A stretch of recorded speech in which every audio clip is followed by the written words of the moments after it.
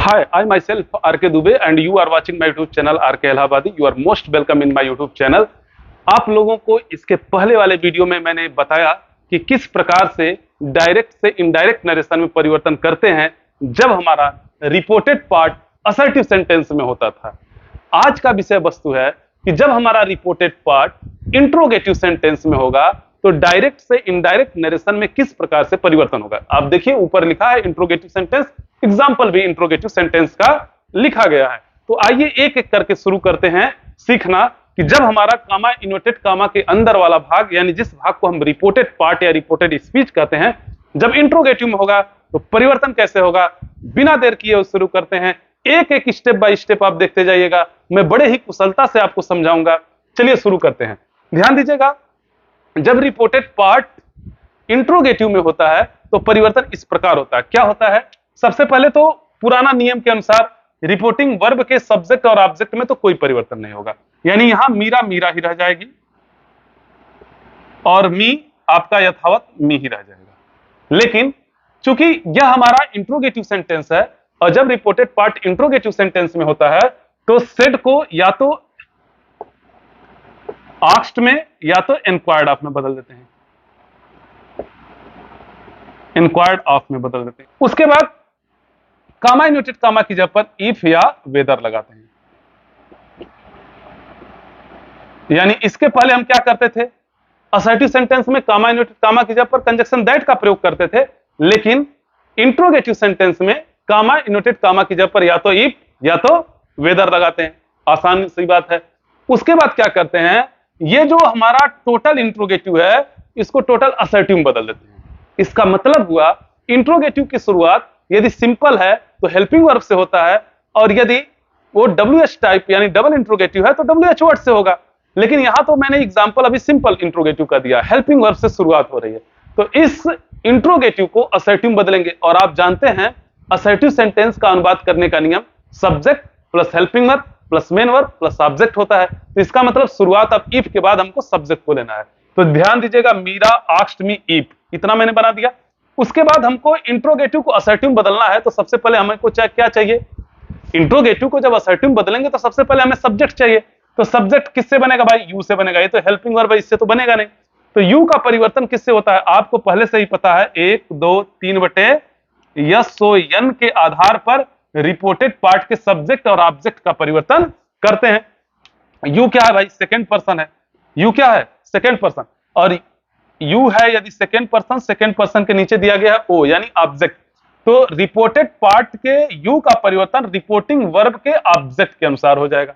भाई ये सब्जेक्ट है, ये वर्ब है, ये ऑब्जेक्ट है, तो यू के नीचे देखिए क्या दिया गया है? ओ। ओ का मतलब ऑब्जेक्ट, यानी यू का परिवर्तन ऑब्जेक्ट के अनुसार होगा। ऑब्जेक्ट मी है तो यू का परिवर्तन यदि मी के अनुसार हुआ तो यहां मी आ गया।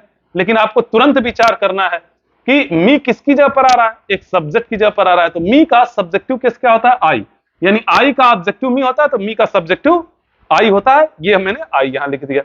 अब क्या करेंगे? देखिए नियम यह कहता है कि जब हम रिपोर्टेड पार्ट में परिवर्तन करने जाएंगे तो एक बार रिपोर्टिंग वर्ब के टेंस को देख लेंगे। यदि रिपोर्टिंग वर्ब का टेंस पास्ट टेंस में है, इसके पहले वाले वीडियो में मैंने सारा नियम बताया, यदि पास्ट टेंस में है तो इधर परिवर्तन होगा।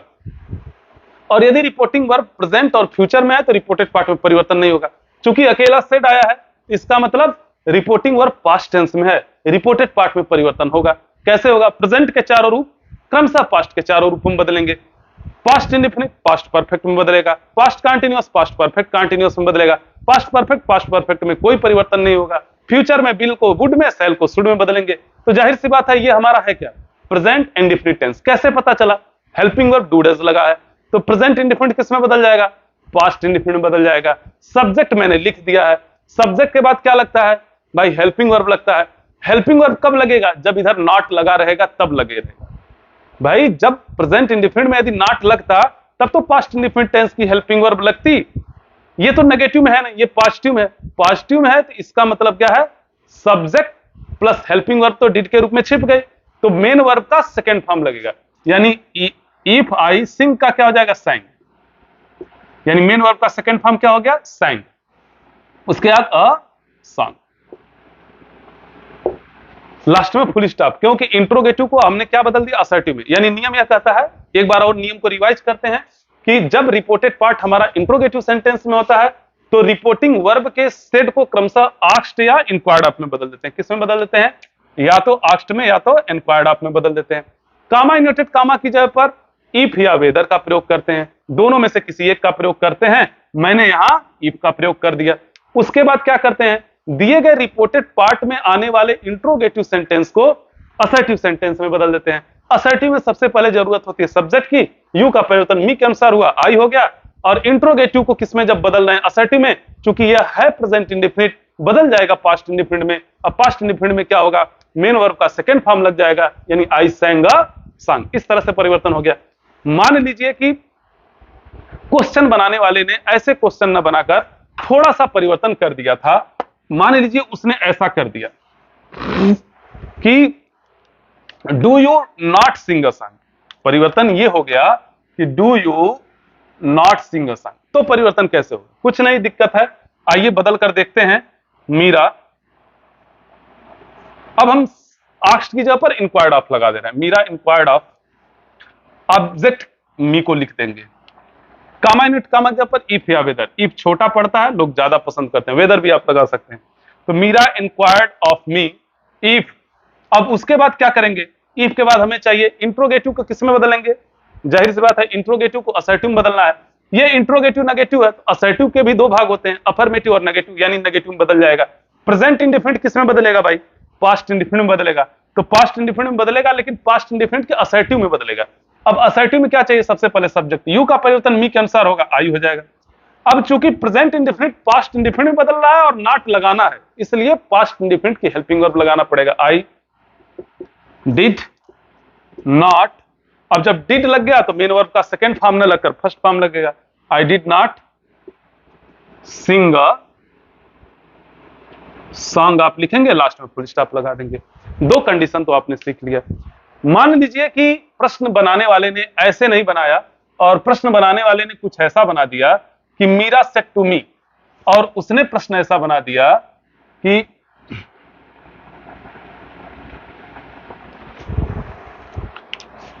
Y do you sing a song. प्रश्न बनाने वाले ने ऐसे बना दिया कि Meera said to me why do you sing a song. यानी इंट्रोगेटिव तो दिया, बट इंट्रोगेटिव में भी क्या दे दिया, WH टाइप इंट्रोगेटिव दे दिया। अब देखिए हेल्पिंग वर्ब से शुरू नहीं है, डू से शुरू नहीं है, WH वर्ड से शुरू है। यानी कुछ इंट्रोगेटिव ऐसे भी होते हैं जो WH टाइप होते हैं, यानी उनकी शुरुआत वाई से, वेन से, वेयर से, हाउ से, हाउ मैनी से का होता है, तो उन्हें WH टाइप कहते हैं। चूंकि इनका शुरुआत या तो W से होता है या तो H से होता है, इसलिए इनका नाम WH टाइप होता है। ये हेल्पिंग वर्ब के पहले आते हैं। जब इस प्रकार का इंट्रोगेटिव होगा तो डायरेक्ट से इनडायरेक्ट में किस प्रकार परिवर्तन करते हैं, आइए सॉल्व करके देखेंगे, तुरंत समझ में आ जाएगा। अब इसका परिवर्तन हम यहां करने जा रहे हैं। पुनः वही बात, सब्जेक्ट और ऑब्जेक्ट में परिवर्तन नहीं करेंगे, यानी हो जाएगा मीरा सेट को या तो आस्क्ड में या तो इंक्वायर्ड ऑफ में। आस्क्ड, टू को हटाएंगे, me, Meera asked me. Comma inverted comma की जगह पर अब इफ या वेदर नहीं लगेगा। क्यों नहीं लगेगा, ये WH वर्ड है, यही कंजक्शन का काम करने लगेगा।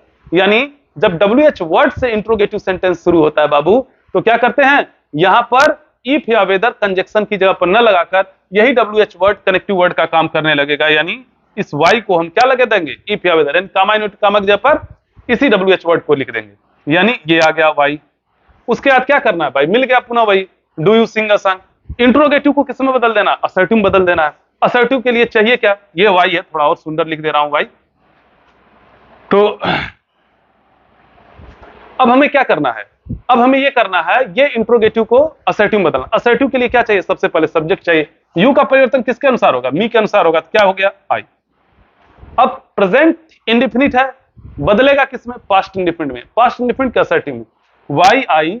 उसके बाद क्या हो जाएगा, सिंग का किसमें बदल देंगे, चूंकि पास्ट इंडेफिनिट में है तो मेन वर्ब का second form, why I sang a song। और चूंकि इसको मैंने किसमें बदला है, असर्टिव में बदला है, तो लास्ट में फुल स्टॉप लगा देंगे। ये परिवर्तन आपने देखा। एक मुख्य परिवर्तन ये है इंट्रोगेटिव में, अब इस सभी को मिटाकर मैं बता रहा हूं। मान लीजिए मीरा सेड टू मी, एक ही एग्जांपल से सब कुछ बता दे रहा हूं। जितने भी टाइप के क्वेश्चन इसमें बन सकते हैं, हर एक टाइप का क्वेश्चन मैं बता दूंगा, फिर कभी गलती नहीं होगा, आप सॉल्व करते रहिएगा। तो आइए देखते हैं कि अगले टाइप का क्वेश्चन कैसे आ सकता है।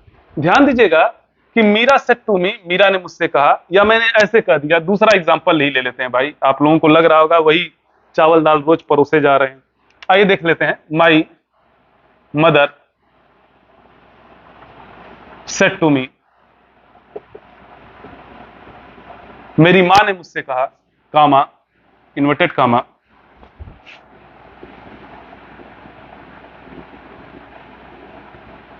Do you want to take milk or tea? Question mark inverted comma. My mother said to me, मेरी मां ने मुझसे कहा, do you want to take milk और कॉफी? क्या तुम लेना चाहते हो? भाई तुम दूध पीना चाहते हो, दूध लेना चाहते हो, या टी यानी चाय लेना चाहते हो? Do you want to take milk और कॉफी या मिल्क और टी, कुछ भी आ गया। मेरी मां ने मुझसे कहा कि do you want to take milk और कॉफी? तुम क्या लेना चाहते हो? मिल्क लेना चाहते हो या टी लेना चाहते हो? इसका मतलब यह है, अब इस इंट्रोगेटिव से हमारे सामने पसंद या विकल्प का भाव दिया जा रहा है। जब इंट्रोगेटिव सेंटेंस से पसंद या विकल्प का भाव प्रस्तुत हो तो वहां पर सब कुछ परिवर्तन का नियम वैसे ही है। कामा इन्वर्टेड कामा की जगह पर, इफ की जगह पर वेदर का प्रयोग करिएगा और किसी का प्रयोग मत करिएगा। बस देखते जाइए और हो जाएगा। यानी माई मदर सेड को किस में बदल दीजिए? Asked me, my mother asked me. Comma inverted comma की जगह पर अब इफ न लगाकर, चूंकि पसंद या विकल्प का भाव दिया गया है कि भाई तुम क्या लेना चाहते हो, मिल्क और कॉफी।